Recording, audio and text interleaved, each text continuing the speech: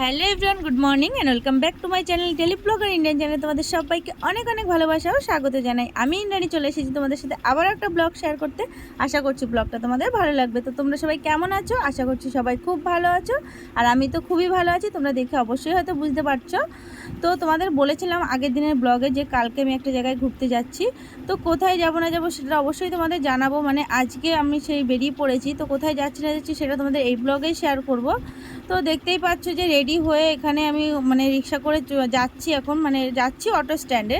তো ভেবেছিলাম সকাল সকালই বেরোবো, মানে রোদ্দুর ওঠার আগেই বেরোবো। রোদ্দুর উঠলে না প্রচণ্ড কষ্ট হয়, আর এখন গরম পড়ে গেছে এত পরিমাণে। তো বাচ্চা নিয়ে যাচ্ছি যেহেতু, ভেবেছিলাম একটু সকালেই বেরোবো। তো সকালেই সমস্ত কিছু গুছিয়ে গাছিয়ে তারপরে মাম্মাও ঘুমের থেকে ওঠাও একটা ব্যাপার আছে, এত সকালে উঠতে চায় না। তো এই করে মানে প্রায় ওই 11টার মতো বেজে গেছে, মানে অনেকটাই দেরি হয়ে গেছে, আর রোদ্দুরও খুব উঠে গেছে। যে কারণে অটো স্ট্যান্ড অবধি হেঁটে যাওয়া এখন সম্ভব নয় রোদ্দুরে, সেই কারণে বাড়ির সামনে থেকেই রিক্সা করে নিয়েছি। রিক্সা করে অটো স্ট্যান্ডে গেছি, আর এখানে দেখো অটো স্ট্যান্ডে এসে অটো পেয়ে গেছি তাড়াতাড়ি করে, আর অটোতে উঠেও পড়েছি। এখন আমরা যাচ্ছি স্টেশনে, মানে আমাদের বিরাটি স্টেশনে। তো স্টেশনে যাব, ওখান থেকে ট্রেন ধরবো, দেন আমরা মানে আমাদের গন্তব্যে পৌঁছাবো। তো কোথায় যাব সেটা তোমাদের পরে বলছি। তো মাম্মা দেখো এখানে তোমাদের হাই করছে। তো মাম্মা এখানে আমার সাথে বসে আছে, মা যাচ্ছে মানে টিকিট কাটতে যাবে মা। আর মাম্মাকে একটা চিপস কিনে দিচ্ছি, যেহেতু ও বসতে চাইছে না, বাহানা করছে, তার মধ্যে গরম এত না। তো মা এখন যাবে টিকিট কাটতে, আর ট্রেন আসলে তারপরে আমরা ট্রেনে উঠে পড়বো।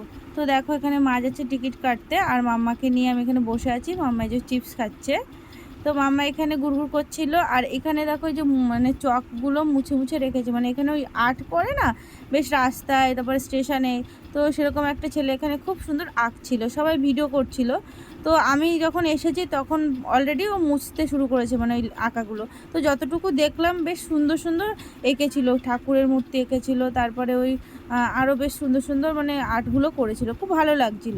তো সেটাই এখানে মুছে মুছে রেখেছে।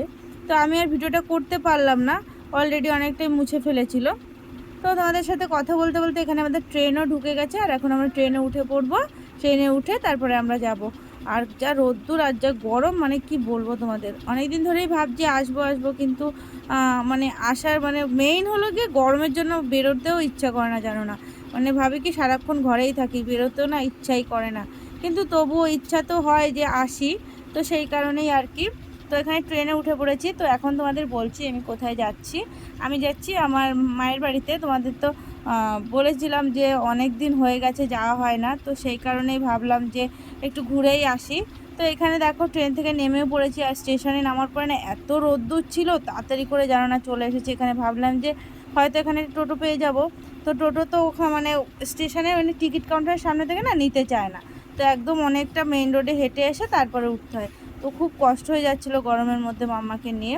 তো তারপরে আমরা মানে টোটোতে উঠে পড়লাম, উঠে তারপরে আমরা বাড়ির দিকে যাচ্ছি।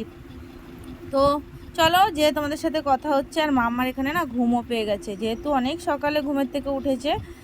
যদি ওই 8টার দিকে ঘুমের থেকে উঠে পড়েছে, ওঠার পরে না ও 10টার দিকে একবার একটু ঘুমায়।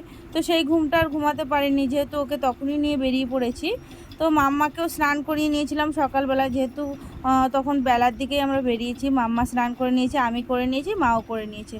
তো বাড়িতে গিয়ে আর একবার একটু গাটা ধুয়ে নেবো, যেহেতু এত রোদ্দুরে এত গরম থেকে যাচ্ছি, মাম্মাকেও গা ধুয়ে দেবো ভাবছি। তো টোটো করে আস্তে আস্তে মা বলছিল দেখ চারিপাশে কত গাছপালা, কত সবুজ, তোদের ওখানে তো কলকাতাতে গাছই দেখা যায় না। আর যা গরম, মানে সত্যি কথা বলতে বাড়ির এদিকে আসতে না আসতে একটু মানে হালকা গরমটা কম লাগছে, চারিপাশে হাওয়া দিচ্ছে।